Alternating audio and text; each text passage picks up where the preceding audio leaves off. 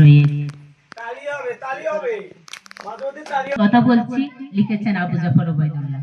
আমি কিংবদন্তির কথা বলছি, আমি আমার পূর্বপুরুষের কথা বলছি। তার করতলে পলিমাটির সৌরভ ছিল, তার পিঠে রক্ত জবার মতো ক্ষত ছিল। তিনি অতিক্রান্ত পাহাড়ের কথা বলতেন, অরণ্য এবং সাপদের কথা বলতেন, তিনি প্রতীত জমি আবাদের কথা বলতেন, তিনি কবি এবং কবিতার কথা বলতেন। জিহবায় উচ্চারিত প্রতিটি সত্য শব্দ কবিতা, কর্ষিত জমির প্রতিটি শস্য দানা কবিতা। যে কবিতা শুনতে জানে না, সে ঝড়ের আর্তনাদ শুনবে।